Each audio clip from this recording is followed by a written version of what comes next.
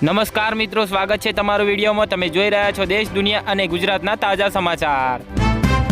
સલામત ગુજરાતમાં બાળકો અસલામત જોવા મળ્યા। 2 વર્ષમાં 6240 બાળકો ગુમ થયા। હજુ 553નો કોઈ અતોપતો જોવા નથી મળ્યો। ગુજરાતની રેસ્ટોરન્ટ્સમાં ઇન્કમ ટેક્સના દરોડા। બિલ બનાવીને નાશ કરનારા માલિકો સામે લાલ આંખ। AI પકડશે ચોરી। પ્લેન હેલિકોપ્ટર પાછળ ગુજરાત સરકારનો ₹86 કરોડનો ધુમાડો। અધધ ખર્ચ છતાં ટેકનિકલ ખામી જોવા મળી। વડોદરામાં 16 વર્ષનો સગીર આઈસ્ક્રીમ ખાવા નીકળ્યો અને 5 લોકોને અડફેટે લીધા। ટોળાએ માર માર્યો। અમદાવાદના રાણીપમાં પથ્થરમારો થયો। એક જ સમાજના 2 જૂથ સામસામે આવ્યા। 6ની અટકાયત કરવામાં આવી। અમદાવાદમાં પીસીબીના કુબેરનગર અને શાહપુરમાં દરોડા। લાખનો દારૂ અને મુદ્દામાલ જપ્ત કરાયો। બુટલેગરો ફરાર થયા। વડોદરામાં એકને ગોળ બીજાને ખોળ જેવી સરકારી નીતિ। સરકારી અનાજ માટે CBDC કરાવવા મુદ્દે રેશનિંગ દુકાનદારોનો વિરોધ સર્જાયો। વડોદરામાં અમિતનગર સર્કલ પાસે પિતાની કાર લઈ નીકળેલા સગીરે બાઇક સવાર દંપતી અને ટેમ્પોને ટક્કર મારી। અમદાવાદમાં રોકાણના નામે છેતરપિંડી। બોગસ કંપની બનાવી મિત્રો સાથે લાખોની છેતરપિંડી કરાઈ।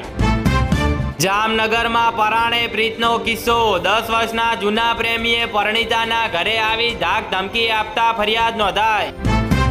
જામનગરના શંકર ટેકરીમાં દારૂડિયા શખ્સને પકડવા ગયેલા પોલીસ કર્મચારી પર હુમલો થયો। ફરજમાં રૂકાવટની ફરિયાદ નોંધાઈ।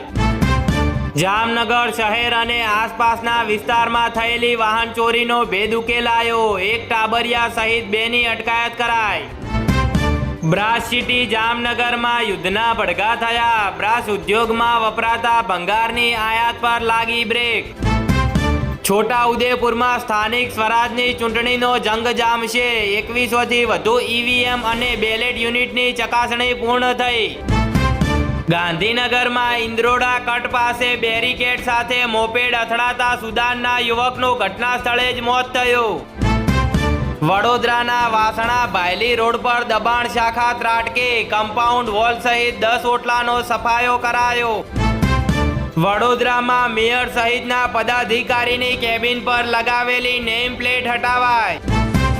હિંમતનગરના મોતીપુરા સર્વિસ રોડ પરના દબાણો પર પાલિકાનું બુલડોઝર ફરી વળ્યું। 12 મીટર પહોળો રસ્તો ખુલ્લો કરાયો।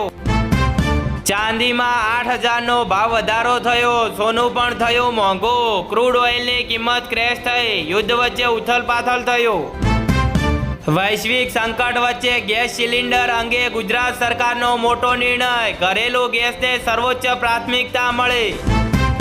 હવે 25 દિવસ પછી જ બીજો સિલિન્ડર બુક થશે। મિડલ ઈસ્ટ યુદ્ધ વચ્ચે ભારતમાં નિયમો બદલાયા।